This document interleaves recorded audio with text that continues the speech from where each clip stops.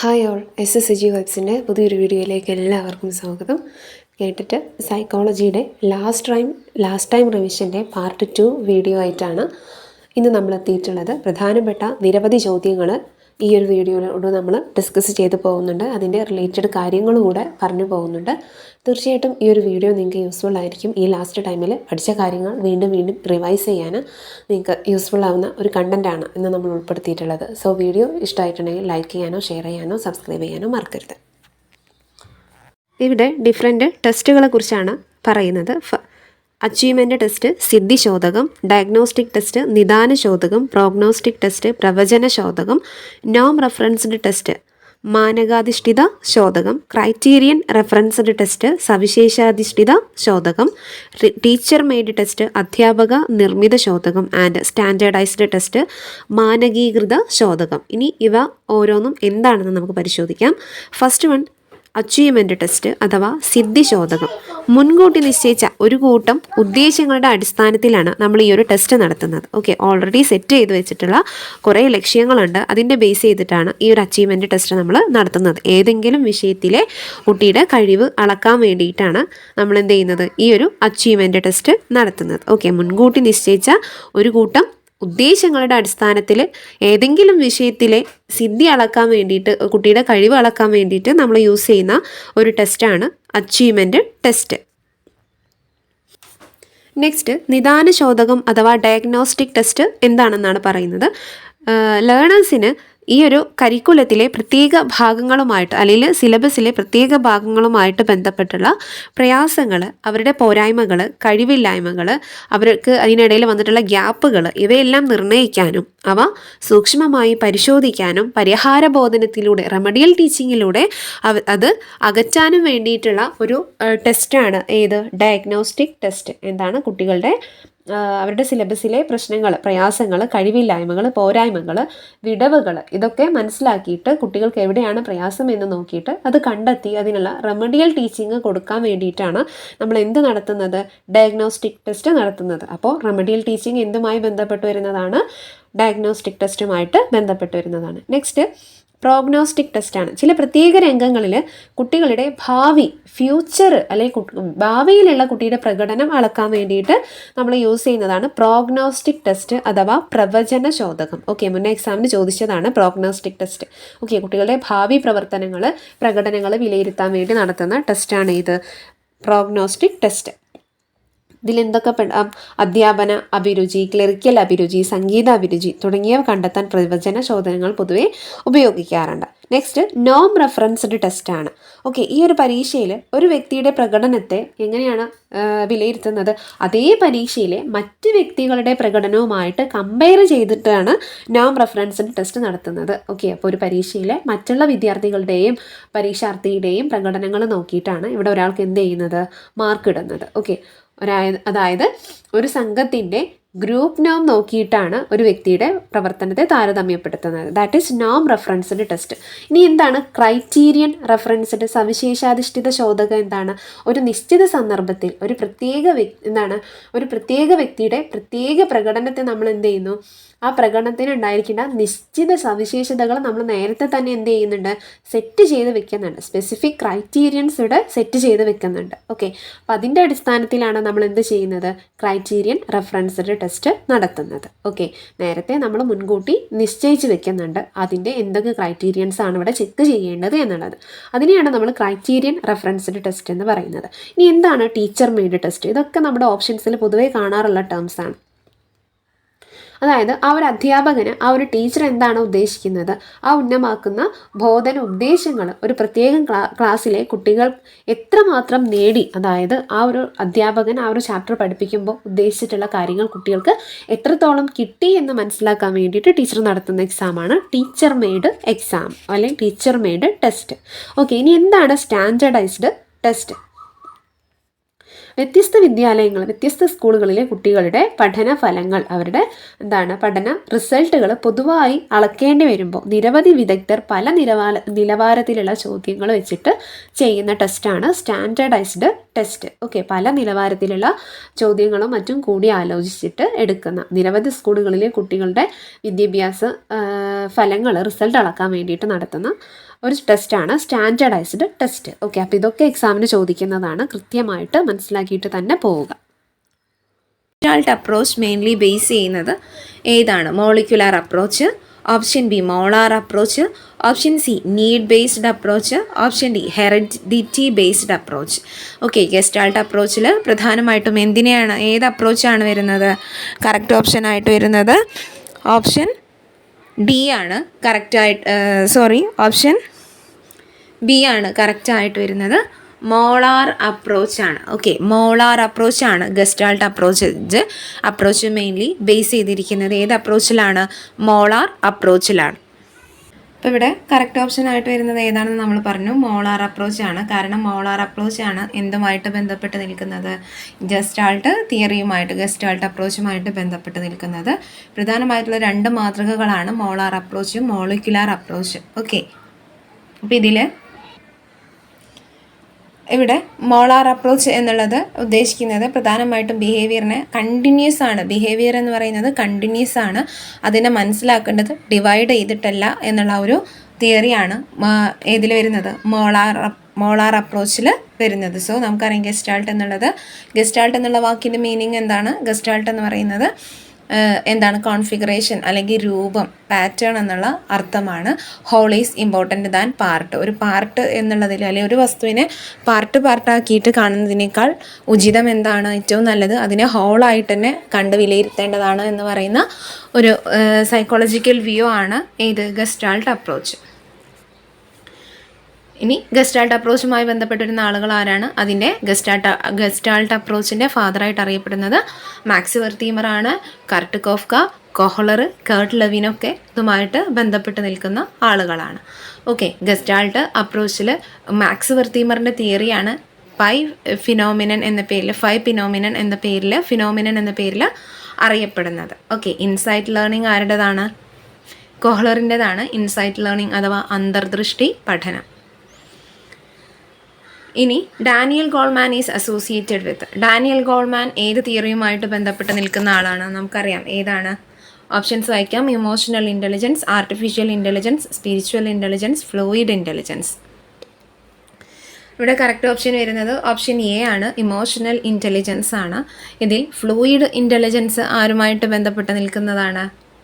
Fluid intelligence, crystal intelligence ഒക്കെ നമ്മൾ മുന്നേയുള്ള വീഡിയോസിലെല്ലാം പറഞ്ഞതാണ്. റെയ്മണ്ട് കാറ്റലിനെ കുറിച്ചൊക്കെ നമ്മൾ പറഞ്ഞതാണ്. സോ അവരുമായി ബന്ധപ്പെട്ടുള്ള ചോദ്യങ്ങൾ എക്സാമിന് കാണാറുണ്ട്. സോ ആ ഭാഗങ്ങൾ കൂടെ പഠിച്ചു പോകാൻ ശ്രദ്ധിക്കുക.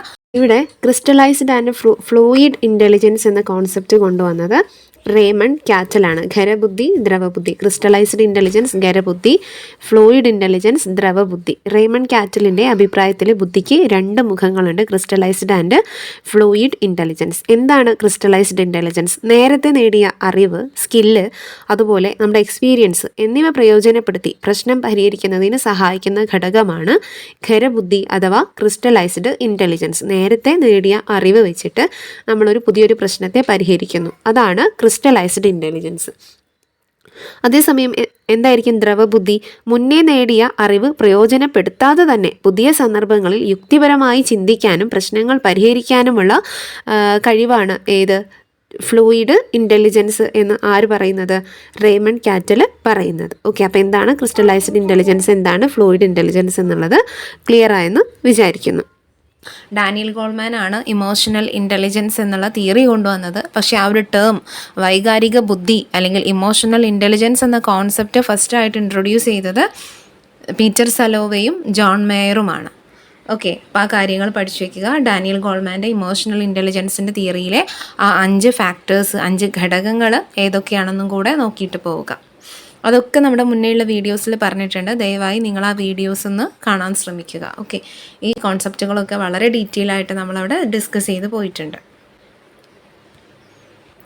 നെക്സ്റ്റ് ഒരു ക്വസ്റ്റ്യൻ നോക്കൂ. The head master and majority of the teachers in your school want you to be the coordinator of arts festival, but you are not very confident. How will you react to the proposal? ഈ പ്രപ്പോസലിനോട് art ഫെസ്റ്റിവലിൻ്റെ coordinator ആവാമെന്ന് പ്രിൻസിപ്പളും മറ്റ് ടീച്ചേഴ്സും നിങ്ങളോട് പറയുമ്പോൾ നിങ്ങൾ അതിനോട് എങ്ങനെയാണ് പ്രതികരിക്കുന്നത്? Tell them directly and take leave for 1 week. അല്ലെങ്കിൽ option B, tell them that you are not the apt person, നിങ്ങളതിനെ പറ്റിയ ആളല്ല എന്നുള്ളത് അവരോട് പറയും.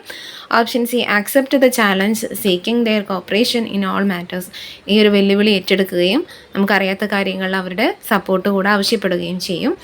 Option D, suggest the name of somebody instead. ഏതാണ് കറക്റ്റായിട്ട് വരുന്നത്?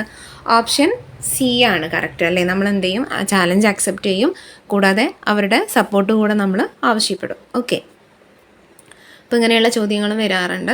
സോ ഈ ഒരു കാര്യം കൂടെ ശ്രദ്ധിക്കുക. Next, select the name associated with curve of forgetting. Forgetting കർവുമായിട്ട് ബന്ധപ്പെട്ട് നിൽക്കുന്ന ആൾ ആരാണ് എന്നാണ് ചോദിച്ചത്. ഫോർഗെറ്റിംഗ് കർവ് കറക്റ്റ് ഓപ്ഷൻ വരുന്നത് ആരാണ്? നമുക്കറിയാമല്ലേ, എബ്ബിംഗ്ഹൗസ് ആണ്. എബ്ബിംഗ്ഹൗസ് ആണ് കർവ് ഓഫ് ഫോർഗെറ്റിങ്ങുമായിട്ട് റിലേറ്റ് ചെയ്ത് നിൽക്കുന്നത്. ഓക്കെ, ടോൾമാൻ ആരാണ്, ടെർമാൻ ആരാണ്, ആൽഫ്രഡ് ബിനേറ്റ് ആരാണ് എന്നുള്ളതൊക്കെ നോക്കിയിട്ട് പോവുക. ഫാദർ ഓഫ് ഇൻ്റലിജൻസ് എന്ന് നമ്മൾ പഠിക്കുന്നത് ആൽഫ്രഡ് ബിനേറ്റിനെയാണ് അല്ലേ. ആൽഫ്രഡ് ബിനേറ്റ് ആണ്. മെൻ്റലേജ് എന്നുള്ള കോൺസെപ്റ്റ് ആദ്യമായിട്ട് കൊണ്ടുവന്ന വ്യക്തിയും ആരാണ്? ബിനേറ്റ് ആണ്. ഓക്കെ, അപ്പോൾ ഈ കാര്യങ്ങളൊക്കെ പഠിച്ചിട്ട് പോവുക. Next, reality principle is associated with. Reality principle ആരുമായിട്ട് ബന്ധപ്പെട്ട് നിൽക്കുന്നു? ഓപ്ഷൻ എ, അല്ലെങ്കിൽ എന്തുമായി ബന്ധപ്പെട്ട് നിൽക്കുന്നു? ഇത്. Option B, ego.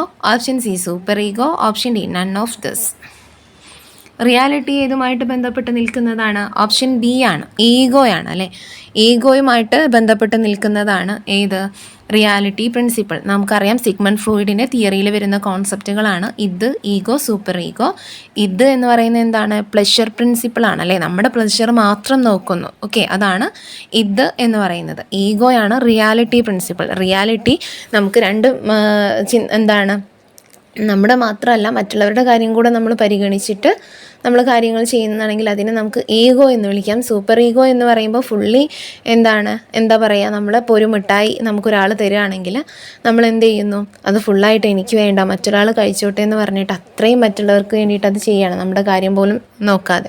അപ്പം അങ്ങനെയുള്ളൊരു കോൺസെപ്റ്റിനെ നമുക്ക് എന്ത് പറയാം? സൂപ്പർ ഈഗോ എന്ന് പറയാം. ഇത് എന്ന് പറയുന്നത് ആ ഒരു മിഠായി ഞാൻ മാത്രം കഴിച്ചാൽ മതി, വേറെ ആർക്കും കൊടുക്കണ്ട എന്ന് പറഞ്ഞിട്ട് സ്വന്തം പ്ലഷർ മാത്രം നോക്കി ചെയ്യുകയാണെങ്കിൽ അതിനെ നമുക്ക് ഇത് എന്ന് വിളിക്കാം. ഇനി അതിനിടയിൽ അതിൻ്റെ രണ്ടിൻ്റെ ഇടയിൽ വരുന്ന പ്രിൻസിപ്പിളാണ് ഇത്, ഈഗോ എന്ന് പറയുന്നത്. അതിനെയാണ് നമ്മൾ റിയാലിറ്റി പ്രിൻസിപ്പിൾ എന്ന് പറയുന്നത്. ഓക്കെ, അപ്പോൾ പോലീസ് ഫോഴ്സ് എന്നറിയപ്പെടുന്നത് ഏതാണെന്ന് ചോദിച്ചാൽ അത് ഈഗോയാണ്. ഓക്കെ, പോലീസ് ഫോഴ്സ് എല്ലാം കൺട്രോൾ ചെയ്തിട്ട് കൊണ്ടുപോകുന്നത് ആരാണ്? അത് ഈഗോയാണ്. ഓക്കെ, അപ്പോൾ ആ ഒരു കാര്യം കൂടെ നോട്ട് ചെയ്ത് പോവുക. മുന്നേ ചോദിച്ചിട്ടുണ്ട് പോലീസ് ഫോഴ്സ് എന്നറിയപ്പെടുന്നത് ഏതാണെന്ന്, പ്രിൻസിപ്പിൾ ഏതാണെന്ന് ചോദിച്ചിട്ടുണ്ട്. സിഗ്മണ്ട് ഫ്രോയിഡിൻ്റെ തിയറിയൊക്കെ നമ്മൾ ചെയ്തിട്ടുണ്ട്, ചാനൽ ഓൾറെഡി അപ്ലോഡ് ചെയ്തിട്ടുണ്ട്. സിഗ്മണ്ട് ഫ്രോയിഡിൻ്റെ തിയറി ഇമ്പോർട്ടൻ്റ് ആണ്, കാരണം ആ ഒരു ഭാഗത്ത് നമുക്ക് 2-3 ചോദ്യങ്ങൾ പ്രതീക്ഷിക്കാം. എല്ലാ എക്സാമിനും ചോദ്യം വരുന്നതാണ്. ഇത്, ego, super ego, conscious mind, unconscious mind, sub conscious mind, അതുപോലെ അദ്ദേഹത്തിൻ്റെ developmental stages, oral stage, phallic stage, anal stage, latency stage, ഇതൊക്കെ ചോദിക്കാറുണ്ട്. സോ അതൊക്കെ ഡിസ്കസ് ചെയ്യുന്ന വീഡിയോ നമ്മൾ മുന്നേ ഓൾറെഡി ചെയ്തിട്ടുണ്ട്, നമ്മുടെ ചാനലിൽ അപ്ലോഡ് ആക്കിയിട്ടുണ്ട്. അപ്പോൾ എല്ലാവരും അതൊന്ന് കാണാൻ ശ്രമിക്കുക. Next, select the correct expansion of ECCE. എന്താണ് ECCEയുടെ ഫുൾ ഫോം എന്ന് നോക്കാം. Elementary childhood care and education, early childhood care and education. Option C, early childhood counselling and education. Option D, early childhood care and empowerment. Correct option വരുന്നത് ഏതാണ്? Option B ആണ്, early childhood care and education എന്നുള്ളതാണ് correct. Early childhood care and education ആണ് കറക്റ്റായിട്ട് വരുന്നത്. Next question നോക്കൂ. Select the person who is associated with the concept of collective unconsciousness. Collective unconscious എന്ന് പറയുന്ന ടേമുമായി ബന്ധപ്പെട്ട് നിൽക്കുന്നത് ആരാണ്? ഓപ്ഷൻ എ, കാളിയും. Option B, Sigmund Freud. Option C, R Cattell. Option D, പിയാഷെ. ഏതാണ് കറക്റ്റ് ഓപ്ഷനായിട്ട് വരുന്നത്? കറക്റ്റ് ഓപ്ഷൻ എ ആണ്, കാളിയുങ് ആണ് അല്ലേ. കാളിയുങ് ആണ് കളക്റ്റീവ് അൺകോൺഷ്യസ് എന്ന കോൺസെപ്റ്റുമായിട്ട് ബന്ധപ്പെട്ട് നിൽക്കുന്നത്. So Thorndike was primarily a pioneer in the field of. Option A, pragmatism. Option B, behaviourism. Option C, structuralism. Option D, clinical experiment. Thorndike ഏതിലാണ് അല്ലെങ്കിൽ ഏത് തിയറിയുമായിട്ട് ബന്ധപ്പെട്ട് വരുന്ന ആളാണ് തോണ്ടേക്ക് എന്നാണ് ചോദിച്ചിട്ടുള്ളത്. വളരെ ഈസി ആയിട്ടുള്ളൊരു ക്വസ്റ്റ്യൻ ആണ്. കറക്റ്റ് ഓപ്ഷൻ ഏതാണ്? ഓപ്ഷൻ ബി ആണ് കറക്റ്റ് അല്ലേ. ബിഹേവിയറിക് തിയറിയുമായിട്ട് ബന്ധപ്പെട്ട് വരുന്ന ആളാണ് തോണ്ടേക്ക്. ഓക്കെ, അപ്പോൾ ദ തിയറി ഓഫ് എന്താണ് ബിഹേവിയറിസവുമായി റിലേറ്റ് ചെയ്ത് വരുന്ന തിയറിയാണ് ആര് ചെയ്തിട്ടുള്ളത്? തോണ്ടേക്ക് ചെയ്തിട്ടുള്ളത്. നെക്സ്റ്റ് ചോദ്യം നോക്കാം. First ever study in clinical psychology where the subjects were non-human was conducted by. അതായത് ക്ലിനിക്കൽ സൈക്കോളജിയിലെ ആദ്യ പഠനം ദാറ്റ് were non-human, അതായത് മനുഷ്യനുമായി ബന്ധമില്ലാത്ത അല്ലെങ്കിൽ നോൺ ഹ്യൂമൻ ആയിട്ടുള്ള സബ്ജക്റ്റിൽ ആദ്യമായിട്ട് പഠനം നടത്തിയ സൈക്കോളജിസ്റ്റ് ആരാണ് എന്നാണ് ചോദിച്ചിട്ടുള്ളത്. Option A Pavlov, option B Skinner, option C Thorndike, option D fluid. ഇവിടെ കറക്റ്റ് ഓപ്ഷൻ ഏതാണ് വരുന്നത്? കറക്റ്റ് ഓപ്ഷൻ സി ആണ്, തോണ്ടേക്ക് ആണ്. ഓക്കെ, അപ്പോൾ ക്ലിനിക്കൽ സൈക്കോളജിയിൽ നോൺ ഹ്യൂമൻ ആയിട്ടുള്ള സബ്ജക്റ്റിൽ ആദ്യമായിട്ട് പഠനം നടത്തിയ സൈക്കോളജിസ്റ്റ് ആരാണെന്ന് ചോദിച്ചാൽ അതാരാണ്? തോണ്ടേക്ക് ആണ്. എഡ്വാർഡ് ലീ തോണ്ടേക്ക് ആണ്. ഓക്കെ, നെക്സ്റ്റ് ചോദ്യം.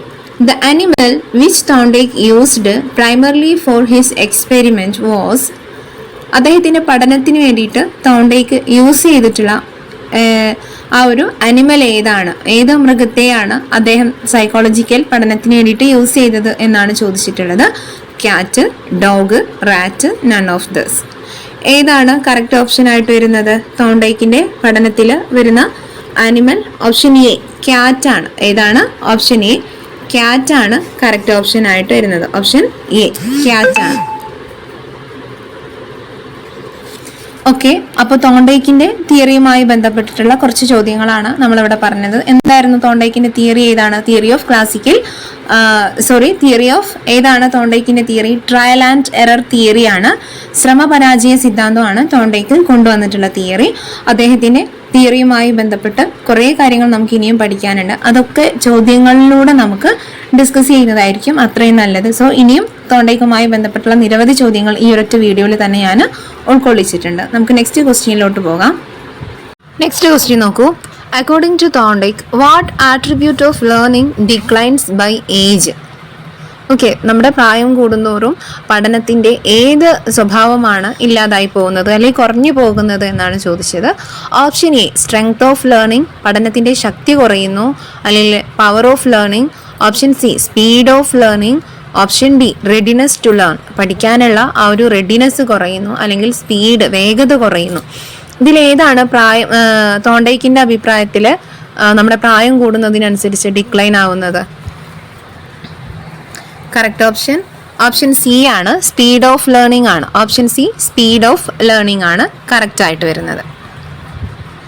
നെക്സ്റ്റ് ചോദ്യം നോക്കൂ. According to Thorndike the three main areas of intellectual development are.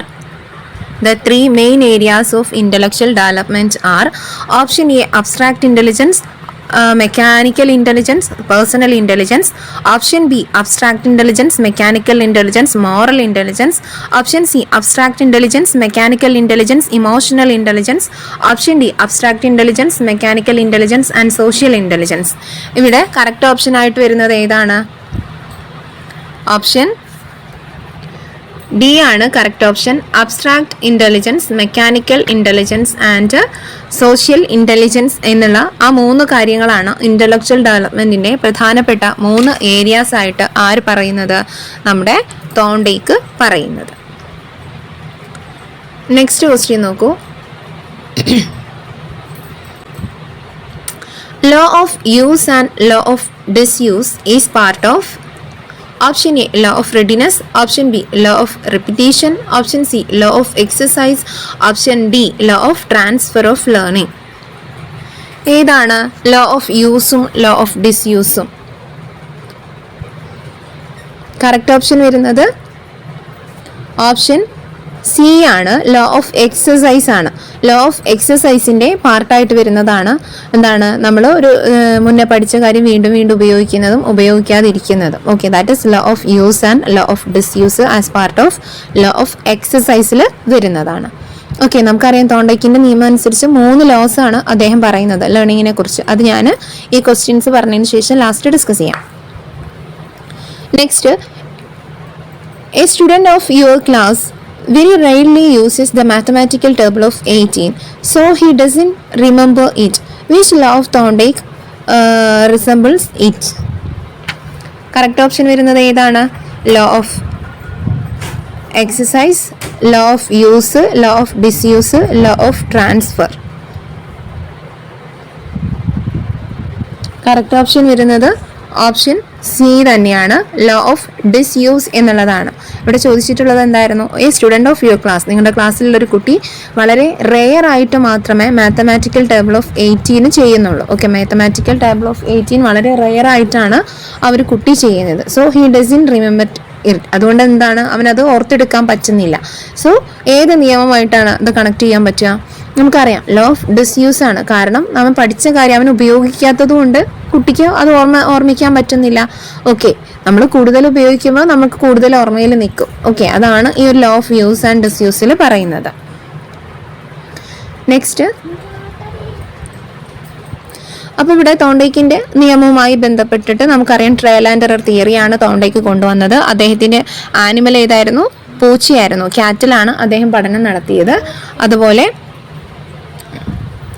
Animal intelligence എന്ന് പറയുന്ന കൃതി എഴുതിയത് തോണ്ടയ്ക്കാണ്. അനിമൽ ഇൻ്റലിജൻസ് ആരുടെ കൃതിയാണെന്ന് ചോദിച്ചാൽ അത് തോണ്ടയ്ക്കിൻ്റെ കൃതിയാണ്. അദ്ദേഹം 3 ലോസ് ഓഫ് ലേണിംഗ് ആണ് പറയുന്നത്. ഇവിടെ തോണ്ടയ്ക്കിൻ്റെ തിയറിയെ ഞാൻ പറഞ്ഞു ട്രയൽ ആൻഡ് എറർ തിയറി, അല്ലെങ്കിൽ തിയറി ഓഫ് കണക്ഷനിസം, സംബന്ധവാദം, അല്ലെങ്കിൽ ശ്രമപരാജയ സിദ്ധാന്തം എന്ന ബന്ധ സിദ്ധാന്തം എന്ന പേരിലൊക്കെ അറിയപ്പെടുന്നത് തോണ്ടയ്ക്കിൻ്റെ തിയറിയാണ്.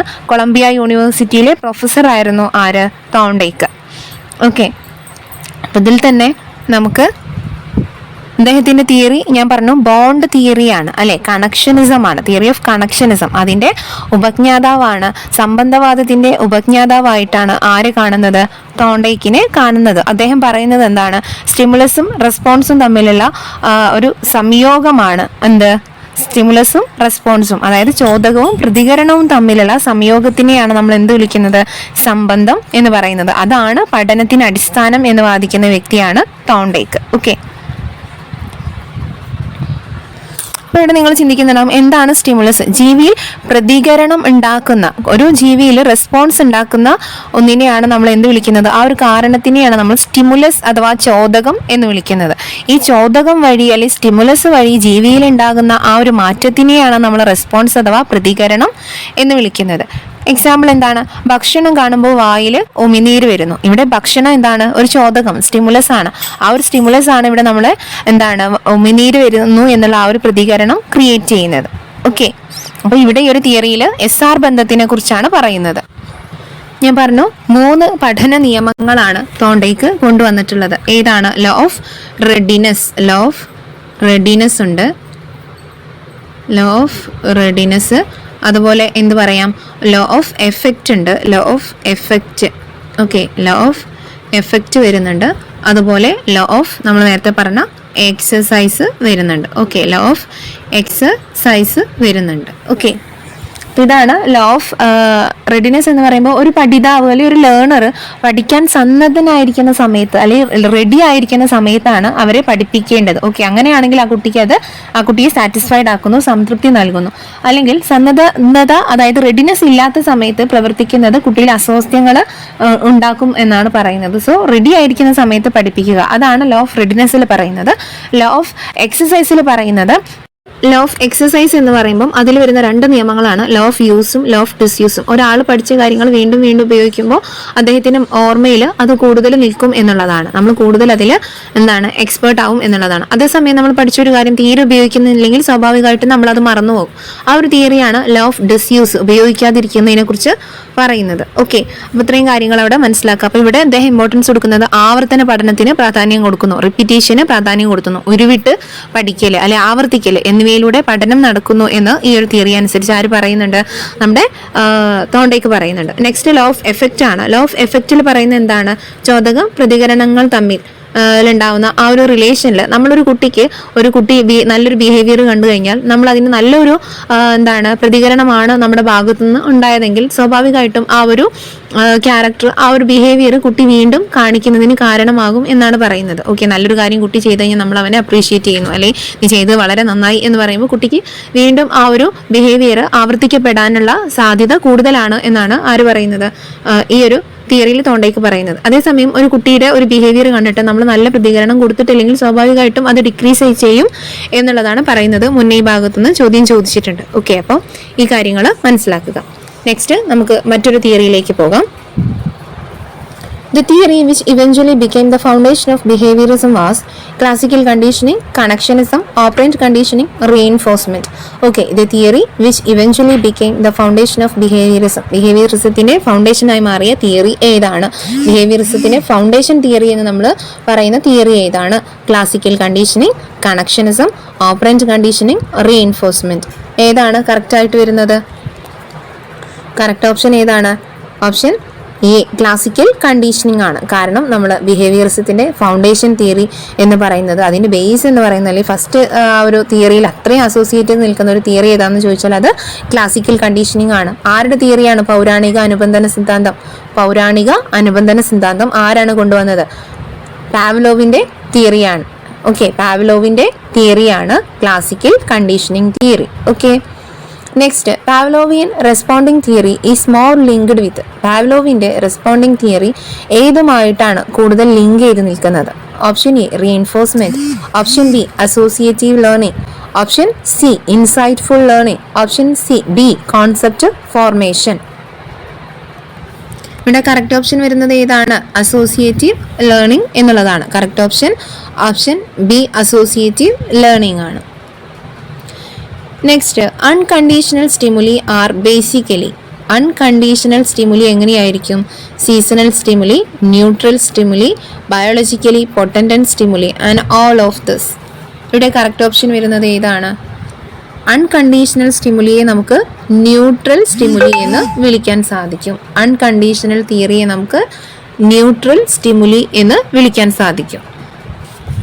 അപ്പോൾ ഇവിടെ ക്ലാസിക്കൽ കണ്ടീഷനിങ് തിയറിയുമായി ബന്ധപ്പെട്ട കുറച്ച് കാര്യങ്ങൾ നമുക്ക് പഠിച്ചു പോകാം. പ്രതികരണ അനുബന്ധനം, അല്ലെങ്കിൽ നമ്മൾ എന്ത് വിളിക്കും? ഇവിടെ ഇവാൻ പെട്രോവിച്ച് പാവ്ലോവിന്റെ theory SR connection. Okay, SR connection ആണ്, സ്റ്റിമുലസ് റെസ്പോൺസ് കണക്ഷനെ കുറിച്ചാണ് പറയുന്നത്. ബിഹേവിയറിസത്തിലെ ഏറ്റവും ഇമ്പോർട്ടൻ്റ് ആയിട്ടുള്ള ഒരു തിയറിയാണ് പാവ്ലോവിന്റെ ക്ലാസിക്കൽ കണ്ടീഷനിങ് തിയറി. ചോദക പ്രതികരണങ്ങളുടെ ബന്ധം കണ്ടെത്താൻ വേണ്ടി ഏറ്റവും ആദ്യമായി പരീക്ഷണങ്ങളിൽ ഏർപ്പെട്ടത് പാവ്ലോവാണ്. ഓക്കെ, കണ്ടീഷനിങ് അഥവാ അനുബന്ധനം എന്ന സിദ്ധാന്തം, അല്ലെങ്കിൽ അനുബന്ധന പ്രതികരണ സിദ്ധാന്തം എന്നറിയപ്പെടുന്ന സിദ്ധാന്തവും ആരുടേതാണ്? പാവ്ലോവിന്റെ തിയറിയാണ്. അദ്ദേഹത്തിൻ്റെ ഈ കണ്ടീഷനിങ് എന്ന പ്രോസസ്സ് എന്താണ്? കണ്ടീഷനിങ് എന്ന പ്രക്രിയ എങ്ങനെയാണ്? ഒരു ഇച്ഛാതീത പ്രവർത്തനമാണ് എന്നാണ്, ഒരു ഇച്ഛാതീത പ്രവർത്തനമല്ല എന്ന് നമുക്ക് പറയാം. വളണ്ടറി അല്ല എന്ന് നമുക്ക് പറയാൻ സാധിക്കും. മറിച്ച് ഇച്ഛാതീത പ്രവർത്തനങ്ങളുമായി ബന്ധപ്പെട്ടതാണ്. ഇച്ഛാധീന പ്രവർത്തനങ്ങളല്ല, മറിച്ച് ഇച്ഛാതീത പ്രവർത്തനങ്ങളാണ്, റിഫ്ലക്സുകളുമായിട്ട് റിലേറ്റ് ചെയ്ത് വരുന്നതാണ് എന്നുള്ളത് മനസ്സിലാക്കുക. എന്താണ് കണ്ടീഷനിങ്? കണ്ടീഷനിങ് എന്ന് പറയുമ്പോൾ ഒരു നൈസർഗിക ചോദകവും അതുപോലെ ഒരു നൈസർഗിക പ്രതികരണവും തമ്മിലുള്ള ബന്ധത്തിൽ വരുന്ന പരിവർത്തനത്തിനെയാണ് നമ്മൾ എന്ത് വിളിക്കുന്നത്? കണ്ടീഷനിങ് എന്ന് വിളിക്കുന്നത്. ഓക്കെ, ഒരു സ്റ്റിമുലസും റെസ്പോൺസും തമ്മിലുള്ള ആ ഒരു ബന്ധത്തിൽ വരുന്ന ആ ഒരു മാറ്റത്തിനെയാണ് നമ്മൾ എന്ത് വിളിക്കുന്നത്? കണ്ടീഷനിങ് എന്ന് വിളിക്കുന്നത്. ഇനി ഇദ്ദേഹത്തിൻ്റെ തിയറിയുമായി ബന്ധപ്പെട്ടിരുന്ന ചില നിയമങ്ങൾ ഞാനിവിടെ പറഞ്ഞു തരാം. അതാണ് നമുക്ക് എക്സാമിന് ഇമ്പോർട്ടൻ്റ് ആയിട്ട് വരുന്നത്. സാമീപ്യ നിയമം, ലോ ഓഫ് കണ്ടിന്യൂറ്റി, സാമീപ്യ നിയമം എന്ന പേരിൽ അറിയപ്പെടുന്നു. രണ്ട് അനുഭവങ്ങൾ ഒന്നിച്ച് ആവർത്തിക്കപ്പെടുമ്പോൾ എന്ത് ചെയ്യുന്നു? ഒന്ന് മറ്റൊന്നിനെ ഓർമ്മിപ്പിക്കുന്നു. ഇപ്പം ആപ്പിൾ എന്ന് എഴുതിയതിൻ്റെ കൂടെ നമ്മൾ ആ ചിത്രം കൂടെ കാണിക്കുമ്പോൾ കുട്ടിയെ കൂടുതൽ അത് മനസ്സിലാവുന്നു. അതാണ് ലോ ഓഫ് കണ്ടിന്യൂറ്റി അഥവാ സാമീപ്യ നിയമത്തിൽ വരുന്നത്. Next law of stimulus general generalization ആണ്. ഓരോ സ്റ്റിമുലസിനെയും കുട്ടി എന്ത് ചെയ്യുന്നു, സാമാന്യവൽക്കരിക്കാൻ, ജനറലൈസ് ചെയ്യാൻ പഠിക്കുന്നു. അതുപോലെ ഡിലേയ്ഡ് കണ്ടീഷൻഡ് റെസ്പോൺസ്, വിളംബിത അനുബന്ധിത പ്രതികരണം, സ്റ്റിമുലസ് ഡിസ്ക്രിമിനേഷൻ, ചോദക വിവേചനവും ഈ ഒരു തിയറിയിൽ വരുന്നതാണ്. ലോ ഓഫ് സ്പോണ്ടേനിയസ് റിക്കവറി ഇദ്ദേഹത്തിന്റെ തിയറിയിൽ വരുന്നതാണ്. എക്സ്റ്റിങ്ഷൻ ഈ ഒരു തിയറിയിൽ വരുന്നതാണ്. മുന്നേ ചോദിച്ചത് എക്സ്റ്റിങ്ഷനും ലോ ഓഫ് സ്പോണ്ടേനിയസ് റിക്കവറിയാണ്. ആഹാരം കൊടുക്കാതെ മണിയടിക്കുക മാത്രം ചെയ്ത് ഉമിനീർ സ്രാവം ഉണ്ടാക്കാൻ കഴിയാതെ വരുന്നതിനെയാണ് നമ്മൾ എക്സ്റ്റിങ്ഷൻ എന്ന് പറയുന്നത്. അപ്പോൾ ഇവിടെ ഉദ്ദേശിക്കുന്നത് നമ്മൾ എന്താണ്, പാവ്ലോവിൻ്റെ പട്ടിക്ക് ഫുഡ് കൊടുക്കുന്നു, മണിയടിക്കുന്നു, അങ്ങനെയൊക്കെയാണ് ഈ ഒരു പരീക്ഷണം നടത്തുന്നത്. പിന്നീട് മണിയൊച്ച കേൾക്കുമ്പോഴേക്കും പട്ടിയുടെ വായിൽ സലൈവ വരുന്നു എന്നുള്ളത് ആണ് നമ്മൾ ഈ ഒരു തിയറിയിൽ പഠിക്കുന്നത്. അപ്പോൾ ഇങ്ങനെ കുറേ ദിവസം ഇദ്ദേഹം എന്ത് ചെയ്യുന്നു, മണിയൊച്ച കേൾക്കുമ്പോൾ ഡോഗിന് ഫുഡ് കൊടുക്കുന്നു. ഓക്കെ, മണിയൊച്ചൻ്റെ കൂടെ ഫുഡും കൂടെ കൊടുക്കുമ്പോൾ ഈ മണിയൊച്ച പിന്നീട് മണിയൊച്ച മാത്രം കേൾക്കുമ്പോൾ തന്നെ സലൈവ വരുന്നുണ്ട്. പക്ഷേ കുറേ ദിവസം ഇദ്ദേഹം പിന്നെ എന്ത് ചെയ്യുന്നുണ്ട്, ഈ മണിയൊച്ച മാത്രം കേൾപ്പിക്കുന്നു, ഫുഡ് കൊടുക്കുന്നില്ല. മണിയൊച്ച മാത്രം കേൾപ്പിക്കുന്നു, ഫുഡ് കൊടുക്കുന്നില്ല. പക്ഷേ ഇത് കുറേ ദിവസം തുടർന്ന് കഴിഞ്ഞപ്പോൾ പെട്ടെന്ന് എന്തായി, ഈ ഒരു കുറേ ദിവസം ഇങ്ങനെ തന്നെ കണ്ടിന്യൂ ചെയ്ത് പോയപ്പോൾ മണിയൊച്ച കേൾക്കുമ്പോൾ പിന്നെ സലൈവ വരാതായി. കാരണം പട്ടി കാര്യം മനസ്സിലാക്കി, ഇപ്പം മണിയൊച്ച മാത്രമേ ഉള്ളൂ, ഫുഡ് കിട്ടുന്നില്ല എന്നുള്ളത്. സോ സലൈവ ഇല്ലാതായി. ഇതിനെയാണ് നമ്മൾ എന്ത് വിളിക്കുന്നത്, എക്സ്റ്റിങ്ഷൻ എന്ന് വിളിക്കുന്നത്. മുന്നേ നമ്മൾ ഉണ്ടാക്കിയെടുത്ത കണ്ടീഷനിങ്ങിലൂടെ കൊണ്ടുവന്ന ഒരു ബിഹേവിയർ പിന്നീട് ഇല്ലാതാവുന്നു. അതിനെ നമുക്ക് എക്സ്റ്റിങ്ഷൻ എന്ന് പറയാം. എന്നാൽ കുറേ ദിവസങ്ങൾക്ക് ശേഷം ഇതേ ഒരു എക്സ്റ്റിങ്ഷനിൽ നിന്ന് ഡോഗ് എന്ത് ചെയ്യുന്നു, പിന്നെ പെട്ടെന്ന് ഒരു ദിവസം മണിയൊച്ച കേൾക്കുമ്പോൾ പെട്ടെന്ന് അതിൻ്റെ വായിൽ സലൈവ ഉണ്ടാവുന്നു. ഈ ഒരു പ്രോസസ്സിനെയാണ് നമ്മൾ ലോ ഓഫ് സ്പോണ്ടേനിയസ് റിക്കവറി എന്ന് പറയുന്നത്. Law of spontaneous recovery. പഠനത്തിൽ സംഭവിക്കുന്ന ഒരേ നിരക്കിലുള്ള പുരോഗതി കാണിക്കുന്ന പഠനവക്രം ഏത്? ലേണിംഗ്. ഇവിടെ ചോദിച്ചിട്ടുള്ളത് ഏതാണ്? പഠനവക്രം അഥവാ ലേണിംഗ് കർവിനെ കുറിച്ചാണ്. പഠനത്തിൽ സംഭവിക്കുന്ന ഒരേ നിരക്കിലുള്ള പുരോഗതി കാണിക്കുന്ന പഠനവക്രം ഏത് എന്നാണ് ചോദിച്ചിട്ടുള്ളത്. 4 ഓപ്ഷൻസ് കൊടുത്തിട്ടുണ്ട്. സ്ട്രൈറ്റ് ലൈൻ കർവ് അഥവാ ഋജുരേഖാവക്രം, ഓപ്ഷൻ ബി ഉന്മധ്യവക്രം കോൺവെക്സ് കർവ്, ഓപ്ഷൻ സി നദമധ്യവക്രം കോൺകേവ് കർവ്, ഓപ്ഷൻ ഡി സമ്മിശ്രവക്രം മിക്സ്ഡ് കർവ്. കാറ്റഗറി 1, 2, 3, 4 എല്ലാ എക്സാമിനും നമുക്ക് ക്വസ്റ്റ്യൻസ് വരുന്ന ഒരു ഏരിയയാണ് ഈ ലേണിംഗ് കർവുകളെ കുറിച്ച്. ഓക്കെ, പ്രധാനമായിട്ടും 4 ലേണിംഗ് കർവുകളാണുള്ളത്. 4 ഓപ്ഷനാണ് കൊടുത്തിട്ടുള്ളത്. അപ്പോൾ ഇവിടെ കറക്റ്റ് ഓപ്ഷൻ ആയിട്ട് വരുന്നത് ഏതാണ്? ഇവിടെ കറക്റ്റ് ഓപ്ഷൻ ആയിട്ട് വന്നിട്ടുള്ളത് ഏതാണ്? ഓപ്ഷൻ എ ആണ്. ഋജുരേഖാവക്രം അഥവാ സ്ട്രൈറ്റ് ലൈൻ കർവാണ്. സ്ട്രൈറ്റ് ലൈൻ കർവ് എന്ന് പറയാൻ കാരണം പഠനത്തിൽ സംഭവിക്കുന്ന ഒരേ നിരക്കിലുള്ള പുരോഗതി എന്നാണ് പറഞ്ഞിട്ടുള്ളത്. ഒരേ നിരക്കിലുള്ള പുരോഗതി കാണിക്കുന്ന കർവാണ് ചോദിച്ചിട്ടുള്ളത്. സോ നമുക്ക് എങ്ങനെ വരയ്ക്കാം സ്ട്രൈറ്റ് ലൈൻ കർവിനെ? ഇതാണ് സ്ട്രൈറ്റ് ലൈൻ കർവ്. ഓക്കെ, ഇതാണ് സ്ട്രൈറ്റ് ലൈൻ കർവ്. ഓക്കെ, ഇവിടെ എമൗണ്ട് ഓഫ് ലേണിംഗ് കൊടുക്കും, നമ്മൾ കുട്ടി എത്രത്തോളം പഠിക്കുന്നു എന്നുള്ളത്. അതുപോലെ താഴെ നമ്മൾ ഏതാ കൊടുക്കുന്നത്? ടൈം പീരീഡ് അഥവാ കാലയളവ്, എത്ര കാലത്തേക്ക് അല്ലെങ്കിൽ കാലയളവ് ടൈം പീരീഡാണ് നമ്മൾ താഴെ കൊടുക്കുന്നത്.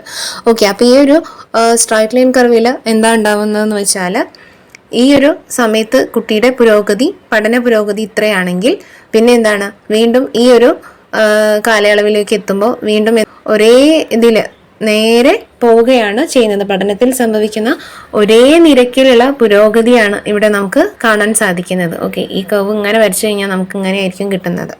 ഓക്കെ, അപ്പം ഞാൻ ഒന്നുകൂടെ ക്ലിയർ ആയിട്ട് വരച്ച് കാണിക്കാം. ഇതാണ് നമ്മുടെ സ്ട്രൈറ്റ് ലൈൻ കർവ്. ഇതിൽ പഠനത്തിൽ സംഭവിക്കുന്ന ഒരേ നിരക്കിലുള്ള പുരോഗതിയെ കാണിക്കുന്ന രേഖയെയാണ് നമ്മൾ എന്ത് വിളിക്കുന്നത്? സ്ട്രൈറ്റ് ലൈൻ കർവ് എന്ന് വിളിക്കുന്നത്. കുട്ടിയുടെ പുരോഗതി എങ്ങനെയാണ്? എല്ലാ സമയവും ഒരേ നിരക്കിലാണ്. ഓക്കെ, ഒരേ നിരക്കിലാണ് പോകുന്നത്.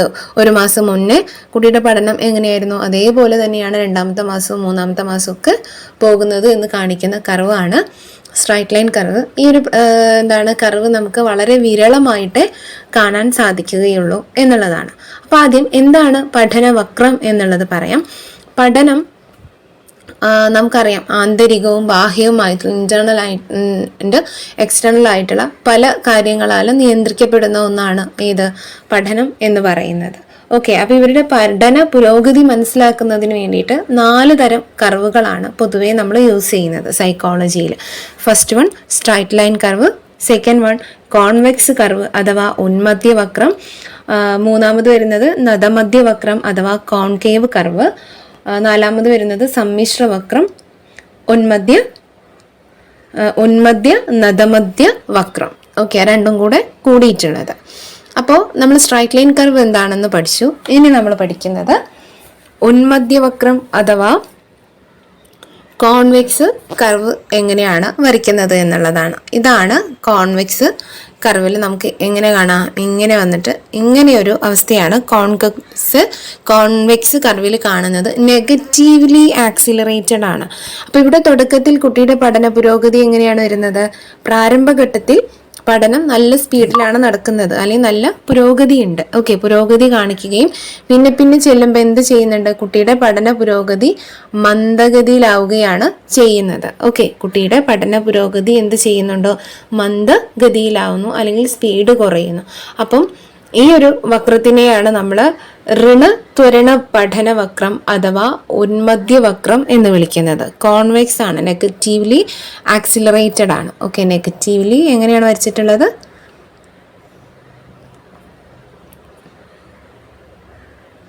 ഇങ്ങനെയാണ് വന്നിട്ടുള്ളത്. ഓക്കെ, ആദ്യം നല്ല പുരോഗതിയിൽ പോകുന്നു, പിന്നീട് എന്ത് ചെയ്യുന്നു? ഡൗൺ ആവുന്നു. അപ്പോൾ ഇതിനെയാണ് നമ്മൾ എന്ത് വിളിക്കുന്നത്? ഉന്മധ്യവക്രം അഥവാ നെഗറ്റീവ്ലി ആക്സിലറേറ്റഡ് അല്ലെങ്കിൽ കോൺവെക്സ് കർവ് എന്ന് വിളിക്കുന്നത്. അപ്പോൾ ഈ ഒരു കാര്യം മനസ്സിലായെന്ന് വിചാരിക്കുന്നു. ഓക്കെ, നെക്സ്റ്റ് കർവ് നമുക്ക് നോക്കാം. കോൺകേവ് കർവ് എങ്ങനെയായിരിക്കും? കോൺകേവ് നമ്മൾ കോൺവെക്സ് വരച്ചതിൻ്റെ നേരെ വിപരീതം എന്ന് നമുക്ക് വേണമെങ്കിൽ പറയാം. ഇങ്ങനെ വരുന്നതാണ് ഏത്? നമ്മുടെ കോൺകേവ് കർവ് എന്ന് പറയുന്നത്. ഓക്കെ, കോൺകേവ് എങ്ങനെയാണ് വരുന്നത്? ഓക്കെ, ഇതാണ് കോൺകേവ് കർവിനെ കാണിക്കുന്നത്. പോസിറ്റീവ്ലി ആക്സിലറേറ്റഡ് കർവാണ് കോൺകേവ് കർവ്. ആദ്യം എങ്ങനെയാണ് പഠനം? വളരെ മന്ദഗതിയിലാണ് പഠനം പോകുന്നത്, അല്ലെ? തുടക്കത്തിൽ മന്ദഗതിയിലായിരുന്നു. ക്രമേണ എന്ത് ചെയ്യുന്നു? പഠനത്തിന്റെ പുരോഗതി വർദ്ധിച്ചു വരുന്നു. ഇതിനെയാണ് ധനത്വരണ പഠനവക്രം അഥവാ നദമധ്യവക്രം എന്ന് വിളിക്കുന്നത്. ധനത്വരണ പഠനവക്രം അഥവാ കോൺകേവ് അല്ലെങ്കിൽ നദമധ്യ വക്രം എന്ന് വിളിക്കുന്നത്. ഓക്കെ, അപ്പൊ ഇത്രയാണ് ഈ ഒരു നദമധ്യവക്രത്തെ കുറിച്ച് പറയാനുള്ളത്. ഓക്കെ, നെക്സ്റ്റ് നമ്മൾ നോക്കുന്നത് ഏതാണ്? സമ്മിശ്ര വക്രം അഥവാ മിക്സഡ് കർവ്. എങ്ങനെയാണ് മിക്സഡ് കർവ് വരയ്ക്കുന്നത്? മിക്സഡ് കർവിൽ നമുക്കൊരു ഏകദേശം ഒരു എസ് രൂപത്തിലുള്ള ഒരു ചിത്രമാണ് കാണാൻ സാധിക്കുന്നത്. അപ്പോൾ തുടക്കത്തിൽ ഇത് രണ്ടും കൂടെ മിക്സ് ആയിട്ടുള്ള ഒന്നാണ്, അതാണ് മിക്സ്ഡ് കർവ് എന്ന് പറയുന്നത്. സാധാരണഗതിയിൽ പഠനം എങ്ങനെയാണ് തുടങ്ങുന്നത്? മന്ദഗതിയിലാണ്. മന്ദഗതിയിൽ തുടങ്ങി വെച്ചിട്ട് പെട്ടെന്നൊന്ന് പുരോഗമിക്കും. ഓക്കെ, അപ്പോൾ ഇവിടെ എങ്ങനെയാണതാ? ഇവിടെയൊക്കെ വളരെ മെല്ലെയാണ് തുടങ്ങുന്നത്. അതേസമയം പെട്ടെന്ന് ഈ ഒരു ഭാഗത്തെത്തുമ്പോൾ എന്ത് ചെയ്യുന്നുണ്ട്? പഠനം ഒന്നുകൂടെ പുരോഗതി കാണിക്കുന്നുണ്ട്. പക്ഷെ പെട്ടെന്ന് തന്നെ എന്ത് ചെയ്യാം? ഈ ഒരു കർവ് താഴേക്ക് വരുന്നതാണ് നമുക്കിവിടെ കാണാൻ സാധിക്കുന്നത്. അപ്പോൾ ഇവിടെ വീണ്ടും എന്ത് ചെയ്യുന്നുണ്ട്?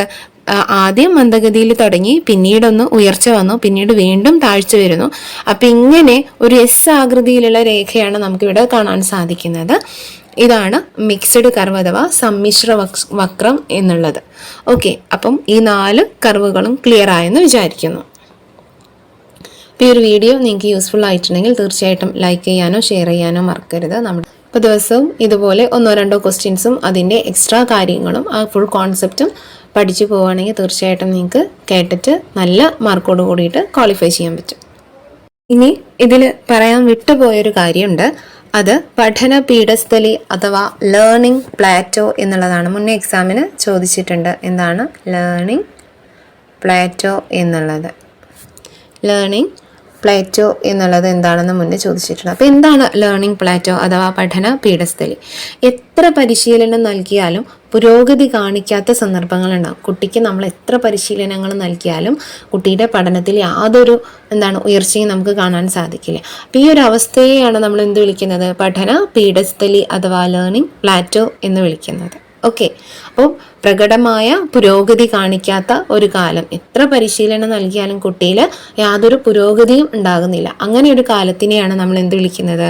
പഠന പീഠസ്ഥലി എന്ന് വിളിക്കുന്നത്. അപ്പോൾ ഇവിടെ നമുക്ക് കർവ് എങ്ങനെ വരയ്ക്കാൻ പറ്റും? ലേണിംഗ് പ്ലേറ്റോയുടെ കർവ് നമുക്ക് വരയ്ക്കാൻ എങ്ങനെ വരയ്ക്കാം? ഇവിടെ കുട്ടി എന്ത് ചെയ്യുന്നു? ഒരു കുട്ടിയുടെ ലേണിംഗ് കർവാണ് ഞാൻ വരയ്ക്കുന്നത്. ഓക്കെ, അതിലെ പഠന പീഠസ്ഥലി കാണിക്കാൻ വേണ്ടിയിട്ടാണ് ഞാനിത് കാണിക്കുന്നത്. ഇതിൽ പഠന പീഠസ്ഥലി ഏതാണെന്ന് ചോദിച്ചാൽ ഈ ഒരു ഘട്ടത്തിനെയാണ് നമുക്ക് ലേണിംഗ് പ്ലാറ്റോ എന്ന് പറയാൻ പറ്റുന്നത്. ഈ ഒരു ഭാഗം, ഓക്കെ, E0 മുതൽ E0 വരെയുള്ള ഭാഗം നമുക്ക് പഠന പീഠസ്ഥലിയാണ്. കാരണം അവിടെ യാതൊരു ഉയർച്ചയും ഉണ്ടാകുന്നില്ല. അതുപോലെ ഈ ഒരു ഘട്ടത്തിൽ ഇവിടെ നോക്കൂ, E0 മുതൽ E0 വരെ നമുക്ക് കാണാൻ പറ്റും. ഇവിടെ എന്താണ്, നേരെ എന്താണ് ഒരേ ലെവലിൽ നിൽക്കുകയാണ് ചെയ്യുന്നത്. യാതൊരു പുരോഗതിയും അവിടെ രേഖപ്പെടുത്തുന്നില്ല. സോ ഇതിനെയാണ് നമ്മൾ എന്ത് വിളിക്കുന്നത്, ലേണിംഗ് പ്ലേറ്റോ എന്ന് വിളിക്കുന്നത്. ഇത്തരം ഘട്ടത്തിൽ പഠനവക്രം എങ്ങനെയാണ് നിൽക്കുന്നത്, നമ്മുടെ ഈ ഒരു എക്സ് അക്ഷത്തിന് സമാന്തരമായ ഒരു രേഖയായിട്ടാണ് നിൽക്കുന്നത്. ഓക്കെ, അപ്പം എന്തായിരിക്കും ഈ ഒരു പഠന പീഠസ്ഥലിക്കുള്ള കാരണങ്ങൾ? ഒന്നുകിൽ കുട്ടിയുടെ ആരോഗ്യസ്ഥിതി ഹെൽത്ത് മോശമായിരിക്കാം, അല്ലെങ്കിൽ മാനസികമായിട്ട് ചിലപ്പോൾ ചില പ്രശ്നങ്ങൾ കുട്ടിക്ക് ഉണ്ടാകാം, അല്ലെങ്കിൽ എന്തെങ്കിലും രോഗാവസ്ഥ, അല്ലെങ്കിൽ പ്രതികൂലമായിട്ടുള്ള എൻവയോൺമെൻറ്റ്, ശ്രദ്ധ കിട്ടാതിരിക്കുക, അല്ലെങ്കിൽ ശ്രദ്ധാ വ്യതിചലനം എന്ന് നമുക്ക് പറയാം, അല്ലെങ്കിൽ കുട്ടിയിലെ താല്പര്യമില്ലായ്മ, മോട്ടിവേഷൻ്റെ കുറവ്, അഭിപ്രേരണയുടെ അഭാവം അഥവാ ലാക്ക് ഓഫ് മോട്ടിവേഷൻ.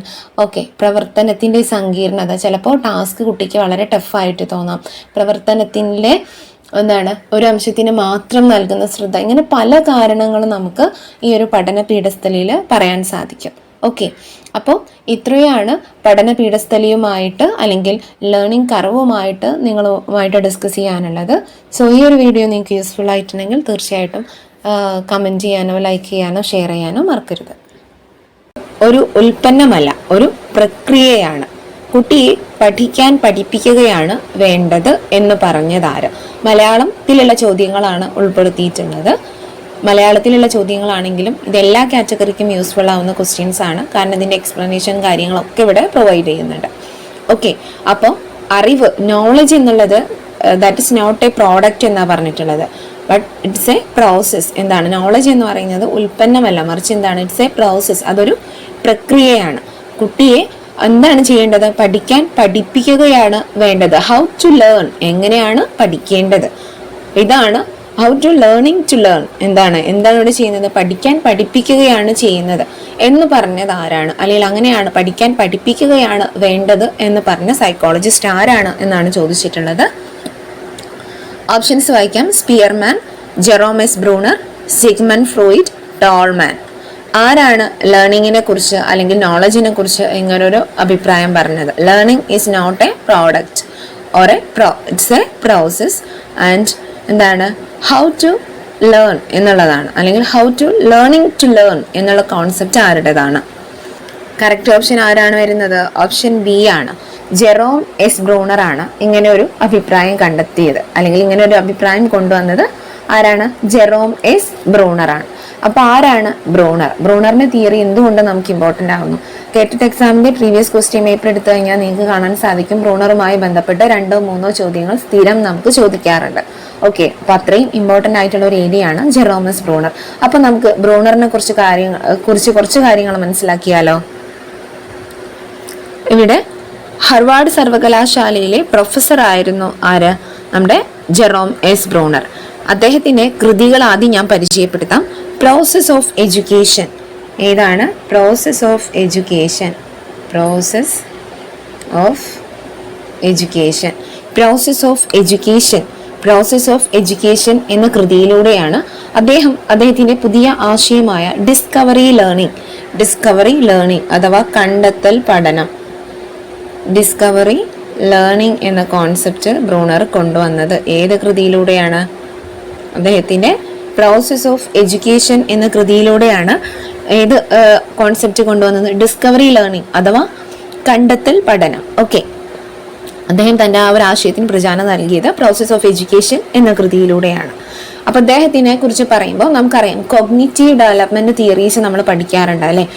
പിയാഷെ, ബ്രൂണറൊക്കെയാണ് അതിൽ വരുന്നത്. സോ ഈ കോഗ്നിറ്റീവ് ഡെവലപ്മെന്റ് തിയറിയിൽ ഏറ്റവും ഇമ്പോർട്ടൻ്റ് ആയിട്ടുള്ള 2 തിയറീസ് ആണ്. ഒന്ന് പിയാഷെയുടെയും മറ്റൊന്ന് ബ്രൂണറിന്റെയും. ഓക്കെ, അപ്പോൾ കോഗ്നിറ്റീവ് ഡെവലപ്മെന്റിൽ അല്ലെങ്കിൽ കുട്ടിയുടെ ഡെവലപ്മെന്റിൽ ഇവർ ഏറ്റവും കൂടുതൽ പിയാഷെയെ പോലെ തന്നെ ഇദ്ദേഹം വൈജ്ഞാനിക വികാസത്തെ ശിശുവിന്റെ വികാസത്തിന്റെ ആണിക്കല്ലായിട്ട് പറയുന്നുണ്ട്. അതായത് വൈജ്ഞാനിക വികാസം ഒരു കുട്ടിയുടെ ഡെവലപ്മെന്റിൽ ഏറ്റവും ഇമ്പോർട്ടൻറ്റ് നൽകുന്ന ഒന്ന് എന്താണ്? ആ കുട്ടിയുടെ കോഗ്നിറ്റീവ് ഡെവലപ്മെന്റ് ആണ് എന്ന് ഇവർ 2 പേരും പറയുന്നുണ്ട്. അപ്പം അതുപോലെ ബ്രൂണറുമായിട്ട് മുന്നേ നമുക്ക് എക്സാമിന് ചോദിച്ചിട്ടുള്ളത് ഒരു കുട്ടിയുടെ വിദ്യാഭ്യാസത്തിൽ അല്ലെങ്കിൽ ഒരു കുട്ടിയുടെ ഡെവലപ്മെന്റിൽ സാംസ്കാരിക ഘടകങ്ങൾക്കുള്ള നിർണായകമായ പങ്കിനെ കുറിച്ച് പറയുന്ന സൈക്കോളജിസ്റ്റ് ആരാണ്? ഒരു കുട്ടിയുടെ വിദ്യാഭ്യാസത്തിൽ സാംസ്കാരിക ഘടകങ്ങൾക്ക്, കൾച്ചറിന് വളരെയധികം ഇമ്പോർട്ടൻ്റ് ഉണ്ട്, അല്ലെങ്കിൽ കൾച്ചറൽ ഫാക്ടേഴ്സിന് വലിയ ഇമ്പോർട്ടൻസ് ഉണ്ട് എന്ന് വാദിച്ച വ്യക്തി ആരാണെന്ന് ചോദിച്ചാൽ അതും ജെറോം എസ് ബ്രൂണർ ആണ്.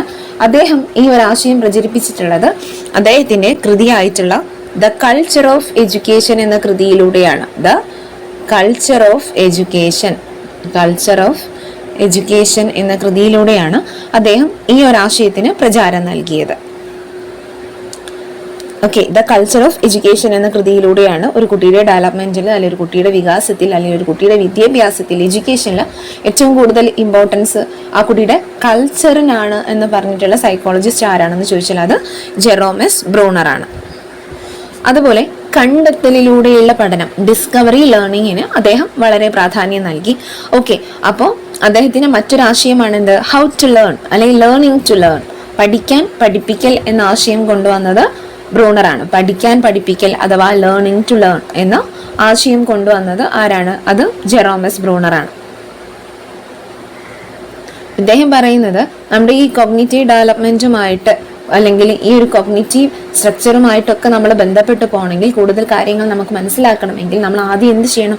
ഒരു കുട്ടി എങ്ങനെയാണ് പഠിക്കുന്നത് എന്ന് പഠിക്കണമെന്നാണ് പറയുന്നത്. ഓക്കെ, ഇനി എന്തൊക്കെയാണ് ബ്രൂണറിന്റെ പ്രധാന കോൺസെപ്റ്റുകൾ? അതിൽ ഫസ്റ്റ് വൺ വരുന്നത് കണ്ടെത്തൽ പഠനമാണ്. പഠനം എന്നത് എന്താണ്? വെറും ഒരു യാന്ത്രികമായിട്ടുള്ള ഒരു പ്രക്രിയയല്ല എന്നാണ് ആര് പറയുന്നത്? നമ്മുടെ ബ്രൂണർ പറയുന്നത്. ഇവിടെ അദ്ദേഹം പറയുന്നത് അന്വേഷണത്തിലൂടെയാണ് കുട്ടി കാര്യങ്ങൾ പഠിക്കുന്നത്. ഓക്കെ, തൻ്റെ കോഗ്നിറ്റീവ് നിലവാരത്തിനനുസരിച്ചുള്ള പരിസ്ഥിതിയുമായിട്ട്, എൻവയോൺമെന്റുമായിട്ട് ഇണങ്ങി ചേർന്നിട്ട് കുട്ടി അന്വേഷിച്ചാണ്, അല്ലെങ്കിൽ അന്വേഷണത്തിന്റെ ഫലമായിട്ടാണ് കുട്ടി കാര്യങ്ങൾ പഠിക്കുന്നത് എന്നാണ് ആര് പറയുന്നത്? വൈഗോട്സ്കി പറയുന്നത്, നമ്മുടെ ബ്രൂണർ പറയുന്നത്. ഓക്കെ, ഇനി ബ്രൂണറിന്റെ തന്നെ മറ്റൊരു കോൺസെപ്റ്റ് ആണ് എന്ത്? സ്പൈറലിംഗ്. ഓക്കെ, എന്താണ് സ്പൈറലിംഗ്? സ്പൈറലിംഗ് ആരുടെ കോൺസെപ്റ്റ് ആണ്? ബ്രൂണറിന്റെ കോൺസെപ്റ്റ് ആണ് സ്പൈറലിംഗ്. എന്താണ് സ്പൈറലിംഗ്? ചാക്രികാരോഹണ രീതി, അല്ലെ? ചാക്രികാരോഹണ രീതി. ഓക്കെ, അപ്പൊ ഇവിടെ സ്പൈറലിംഗ് എന്നുള്ളത് കൊണ്ട് ബ്രൂണർ ഉദ്ദേശിക്കുന്നത് ഒരു കുട്ടി കാര്യങ്ങൾ പഠിക്കുന്നത് എങ്ങനെയാണെന്ന് നമ്മൾ പറഞ്ഞു. കാര്യങ്ങൾ കണ്ടെത്തിയിട്ട് വർഗീകരിച്ച്, നിരീക്ഷിച്ച്, വർഗീകരിച്ച്, അനുമാനിച്ചിട്ടൊക്കെയാണ് ഒരു കുട്ടി അറിവ് നേടുന്നത്. ഓക്കെ, അതുപോലെ ഏതൊരു വിഷയവും നമ്മൾ അനുയോജ്യമായിട്ടുള്ള ഒരു ചുറ്റുപാടിൽ ആ കുട്ടിക്ക് അനുയോജ്യമായ പഠന പ്രക്രിയയിലൂടെ അവതരിപ്പിച്ചാൽ തീർച്ചയായിട്ടും ഏതൊരു കുട്ടിക്കും ഏത് നോളജും മനസ്സിലാക്കാൻ പറ്റും എന്നാണ് ഇവിടെ ആര് പറയുന്നത്? നമ്മുടെ ബ്രൂണർ പറയുന്നത്. നമുക്കറിയാം കുട്ടിക്ക് കിട്ടുന്ന അനുഭവങ്ങൾക്ക് ചാക്രിക സ്വഭാവം ഉണ്ടായിരിക്കുമെന്നാണ് പറയുന്നത്. കുട്ടിക്ക് കിട്ടുന്ന അനുഭവങ്ങൾക്ക് ചാക്രിക സ്വഭാവം ഉണ്ടായിരിക്കും. അപ്പൊ രണ്ട് ചാക്രിക അല്ലെങ്കിൽ സ്പൈറലിംഗ് ഇവിടെ പറയുന്നുണ്ട്. ഓക്കെ, ഒരു സ്പൈറലിംഗ് ഞാൻ വരച്ച് കാണിക്കാം. സ്പൈറലിംഗ് എന്ന് ഇവിടെ പറയുന്നത് ഈ ഒരു സ്പൈറലിംഗ് ഉണ്ട്. ഓക്കെ, ഈ ഒരു സ്പൈറലിംഗ് ഉണ്ട്. ഇതിനെയാണ് കേവല ചാക്രികാനുഭവം എന്ന് പറയുന്നത്. സോ ബ്രൂണർ പറയുന്നത് കേവല ചാക്രികാരോഹണമല്ല വേണ്ടത്, മറിച്ച് എന്താണ് വേണ്ടത്? മറിച്ച് ചാക്രികാരോഹണമാണ് വേണ്ടത് എന്ന് പറയുന്നു. ഈ ഒരു പിക്ചറിൽ കാണുന്നതാണ് ചാക്രികാരോഹണത്തിന് കാണിക്കുന്നത്. കാരണം ഇവിടെ ഇതിന്റെ ഓരോ ഗ്യാപ്പും, ഈ സ്പൈറലിന്റെ ഓരോ ഗ്യാപ്പും നമുക്ക് കണ്ടാൽ മനസ്സിലാവും കൂടുതൽ വൈഡായി വരികയാണ് ചെയ്യുന്നത്. കേവല ചാക്രിക അനുഭവത്തില് സ്പ്രിങ്ങിന്റെ ഓരോ ചുറ്റും ഉയരങ്ങളിലേക്ക് പോകുന്നു. ഓക്കെ, അനുഭവങ്ങൾ കൂടുമ്പോൾ ഇങ്ങനെ ഉയരങ്ങളിലേക്ക് എത്തിച്ചേരാം. എന്നാൽ ഈ ഒരു ചാക്രികാരോഹണത്തിൽ എന്താ ചെയ്യുന്നത്? ഈ കുട്ടിയുടെ അനുഭവം കൂടുന്നതിനനുസരിച്ച് ഈ ചാക്രികാരോഹണത്തില് ഓരോ ചുറ്റും ഇവിടെ കാണിക്കുന്നത് കൂടുതൽ വൈഡായി കാണുന്നു. ഓക്കെ, അപ്പൊ അനുഭവങ്ങൾക്ക് വിശാലത കൂടുന്നുണ്ട്. അപ്പൊ ഈ ഒരു ആശയമാണ്, ഇങ്ങനെയാണ് കുട്ടികളെ കാര്യങ്ങൾ പഠിപ്പിക്കേണ്ടത്. ഒരു സ്പൈറലിംഗ് കൂടിയേ തീരൂ എന്നാണ് ഇദ്ദേഹം പറയുന്നത്. ഓക്കെ, ഓരോ ദിവസവും കുട്ടി പഠിക്കുമ്പോഴും കുട്ടിയുടെ അനുഭവങ്ങൾ വർദ്ധിച്ച് വരുന്ന രീതിയിലായിരിക്കണം കാര്യങ്ങൾ കുട്ടിക്ക് കൊടുക്കേണ്ടത് എന്നൊരു അഭിപ്രായമാണ് ഈ ഒരു ആശയത്തിലൂടെ ബ്രൂണർ പറയുന്നത്. ഇദ്ദേഹം പറയുന്നത്, ഇദ്ദേഹത്തിന്റെ അഭിപ്രായത്തിൽ പാഠ്യവസ്തുക്കളെ നമ്മൾ സ്പൈറൽ രീതിയിൽ ക്രമീകരിച്ചാൽ അതുവഴി ഒരു യൂണിറ്റിനെ തന്നെ ക്രമീകൃതമായിട്ടുള്ള നിരവധി ഘട്ടങ്ങളായി തിരിച്ച് അനുയോജ്യമായിട്ടുള്ള പഠനങ്ങളിലൂടെ അല്ലെങ്കിൽ പഠന അനുഭവത്തിലൂടെ സ്വായത്തമാക്കാൻ പറ്റും എന്നാണ് ആര് പറയുന്നത്? നമ്മുടെ ബ്രൂണർ പറയുന്നത്. എന്ത് നിലവാരത്തിലുള്ളതും ഏതൊരു കുട്ടിയെയും പഠിപ്പിക്കാനാകും എന്നാണ് വൈഗോട്സ്കി പറയുന്നത്, നമ്മുടെ ബ്രൂണർ പറയുന്നത്. Anything can be taught at any level of development in an intellectual honest way. Okay, ബുദ്ധിപരമായിട്ടുള്ള സത്യസന്ധത പാലിച്ചുകൊണ്ട് ഏതൊരു കാര്യവും ഏത് നിലവാരത്തിലുള്ള ആരെയും പഠിപ്പിക്കാനാവും എന്ന ആശയം കൂടെ ആര് മുന്നോട്ട് വയ്ക്കുന്നുണ്ട്? നമ്മുടെ ബ്രൂണർ മുന്നോട്ട് വയ്ക്കുന്നുണ്ട്. ഓക്കെ, അതുപോലെ ബ്രൂണറിന്റെ മറ്റൊരാശയമാണ് concept attainment model. Concept attainment model.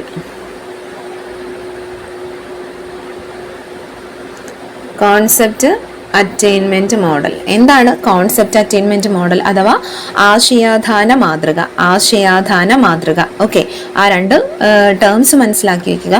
Bruner വിദ്യാഭ്യാസ രംഗത്ത് നൽകിയിട്ടുള്ള ഏറ്റവും വലിയൊരു കോൺട്രിബ്യൂഷൻ ആണ് കോൺസെപ്റ്റ് അറ്റൈൻമെന്റ് മോഡൽ എന്ന് പറയുന്നത്. ഓക്കെ, ആശയങ്ങളുടെ അർത്ഥപൂർണമായിട്ടുള്ള കോൺസെപ്റ്റ് മനസ്സിലാക്കിയിട്ടുള്ള ഒരു സ്വാംശീകരണമാണ് നമ്മളിവിടെ മനസ്സിലാക്കിയെടുക്കേണ്ടത്. ആശയങ്ങളുടെ കോൺസെപ്റ്റ് മനസ്സിലാക്കുന്ന അർത്ഥപൂർണമായിട്ടുള്ള സ്വാംശീകരണം. ഓക്കെ, ഈ ഒരു ഇതിനെ നമുക്ക് മോഡൽസ് ഓഫ് ടീച്ചിങ്ങിൽ ഉൾപ്പെടുത്താൻ പറ്റുന്ന ഒന്നാണ് ഇത് concept attainment model. Models of ടീച്ചിങ്ങിൽ വരുന്ന ഒരു മാതൃകയാണ് കോൺസെപ്റ്റ് അറ്റൈൻമെന്റ് മോഡൽ എന്ന് പറയുന്നത്.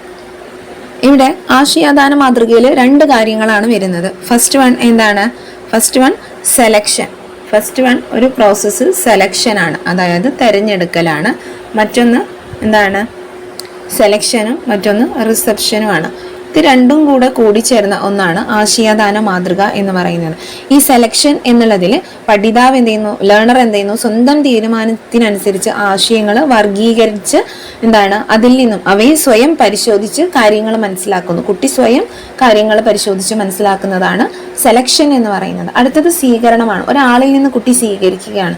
ഒരു വിദഗ്ധനായിട്ടുള്ള ഒരാൾ ചൂണ്ടിക്കാണിക്കുന്ന ശരി തെറ്റുകൾ മനസ്സിലാക്കിയിട്ട് അവയുടെ പ്രത്യേകത പരിശോധിച്ചിട്ട് പഠിതാവ് തന്നെ സ്വയം ആശയം സ്വന്തമാക്കുന്നു. ഇതിനെയാണ് വിളിക്കുന്നത്?